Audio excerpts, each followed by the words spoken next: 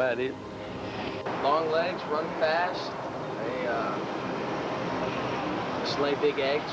A large flightless bird, long neck, long legs, big feet, like a real big turkey.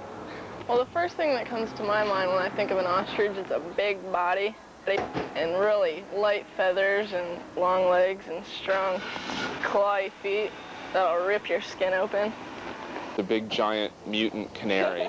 Skinny, tall, graceful, quick. Large, strong, tasty. They're large birds that you see mostly in zoos and parks and things like that.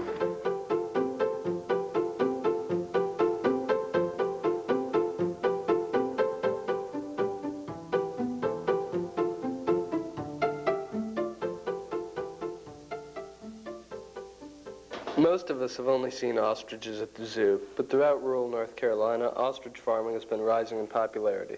So what goes on at an ostrich farm? We decided to see firsthand.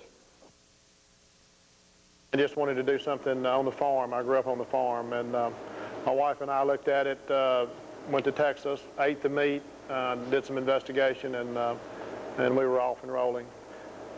The very first thing I did was build this facility that we're in. I built the incubation and hatchery rooms. The last thing I did was buy a bird, where most people buy the bird first.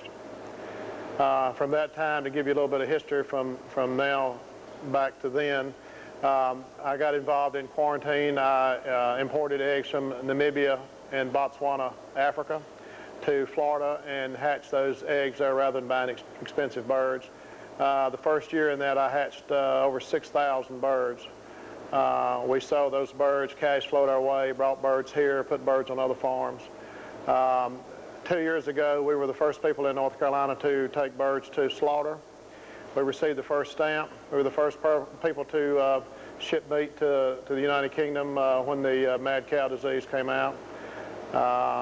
And to date, we're processing meat in 3 plants in the United States. It's taken it a while to really catch on, but it is becoming more and more popular as more people find out about it. We sell boots and we sell belts. We also sell other products of the meat that I don't know if you're aware of. We sell hot dogs, ostrich hot dogs. We have ground ostrich for burgers. You can use that in pasta sauces. We also have Italian sausage and a country link sausage.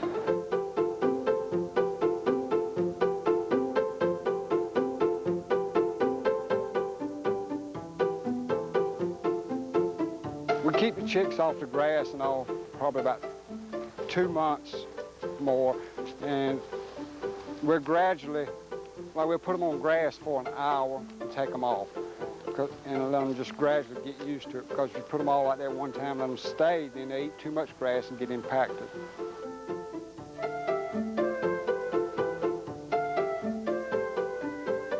Okay, in laying eggs, the male can dig out a hole for the hen to lay in, but she won't necessarily do it. Sometimes she will, but on the average, most of the time they lay close to the gate or the feeding area, and they'll pretty much lay in the same area each time.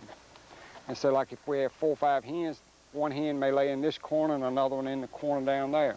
They'll pick their own spot to lay like that. And what we do is she'll lay either early in the morning or late in the afternoon, say 5 or 6 o'clock in the afternoon. And then we gather the egg. We have a little plastic bag that we take and pick the egg up. We never touch it with our hands. Then we carry it in, and we wash it off with water that's warmer than the egg, and then we disinfect it. And then we put it in a cool room. Temperature in the cool room will run from anywhere from, it can drop as low as 55 degrees and go to 62 degrees. Most of the time we keep it anywhere from 60 to 62 degrees. And that way the egg stays neutral the whole week. And like we run them a group at the time, say 25 eggs, instead of putting 4 or 5 in the day, 4 or 5 tomorrow. That's where we like to run the chicks as a group at the time.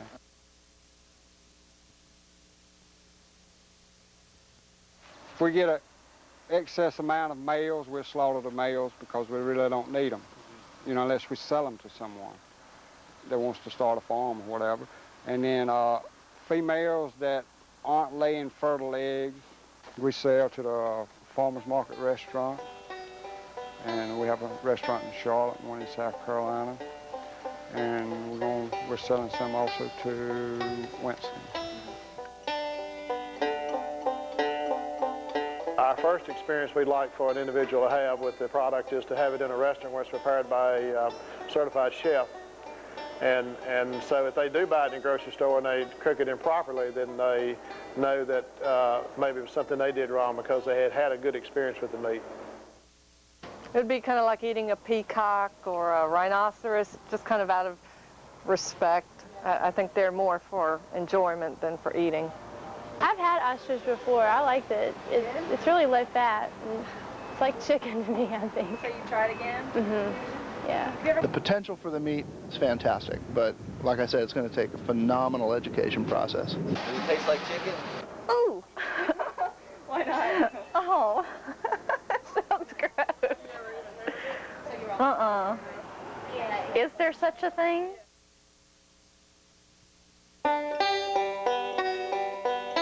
Out of curiosity, we decided to try ostrich meat. Out of the few restaurants that serve it, pizza from Pieworks seemed to be our safest bet.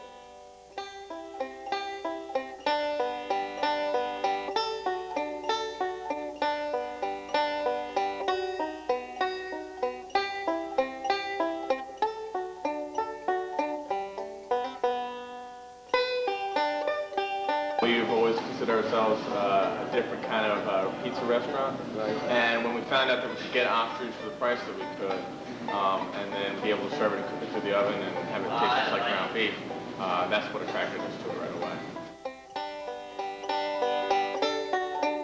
Sometimes we get people going, isn't that an endangered species? No, it's not an endangered species. We get some, they're like, wow, you guys have ostrich? You know, and then they start looking at the rest of the menu, like, well, you got alligator and buffalo and all that kind of other stuff. So it's a strange reaction, but they like it after all.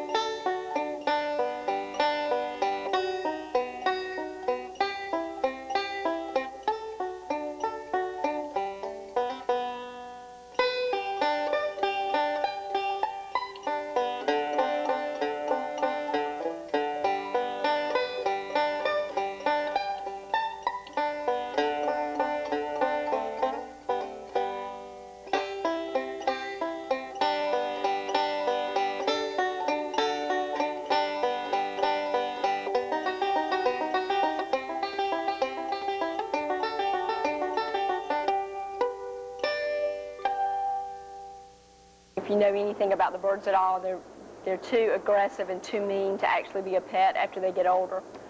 The birds out in the pen here, it's a major task, you know, to catch them, to take them to slaughter, because they're very mean. They'll kick you. They can hurt you really bad.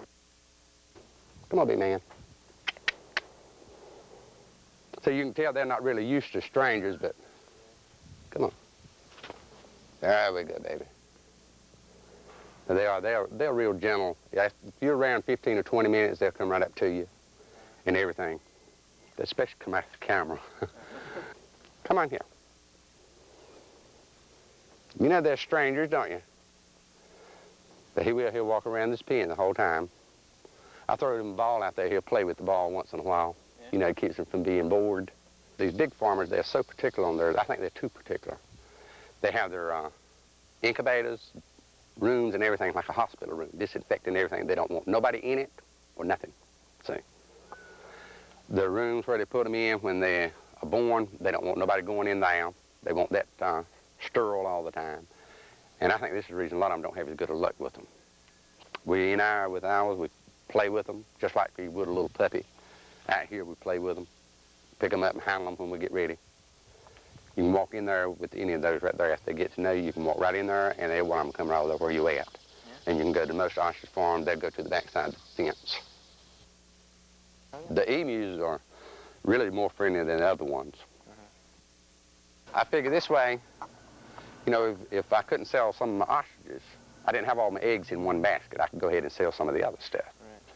And all of them are good for meat anyway. The emus has oil in them, and they use that for arthritis and migraine headaches, all of this stuff, and it's been patented. And they say 2 teaspoons of the emu oil will do more good for arthritis than the medication that the doctor gives for severe arthritis.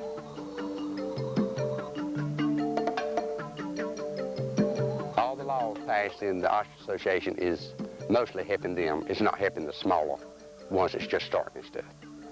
And if they know people's got birds to sell, they won't say, my neighbor over here's got some to sell, I don't. They'll try to send you out of state or either want to go out of state to bring them back for you. And that's not happening in North Carolina. The marketplace just won't support ostrich meat as a substitute for beef just yet in America. It's becoming a bit of a fad to eat them at the moment. Well, it is in England, where I come from. I'm from the Midwest, so it's harder for me to switch from meat when I grew up with that.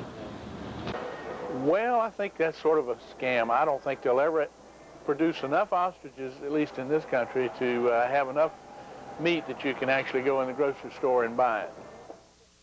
It's a product, I think, that is probably a few years away from really being accepted. And when it is, I think they'll do better than they are now. So you really don't think it's ever going to be the next red meat? No, I think people, you know, that raise it say that, you know, because you always want to have, you know, higher expectations than what I think really is going to happen. You have to think that way in order to be successful. But the fact of the matter is, I don't think we'll ever have, you know, that big a turnover in it because it is kind of high. It's going to be like venison became. At one time, way back in 1920, a pair of turkeys cost you $2,000. That was in 1920. You see what they are now, what, 40, 50 cents a pound in Thanksgiving and all. You know, it's always been chicken, beef, and turkey. It's just a new product that people have got to get used to. But once they eat it, I think they'll enjoy it. It's red, healthy meat. It's the meat of the future. It's here to stay.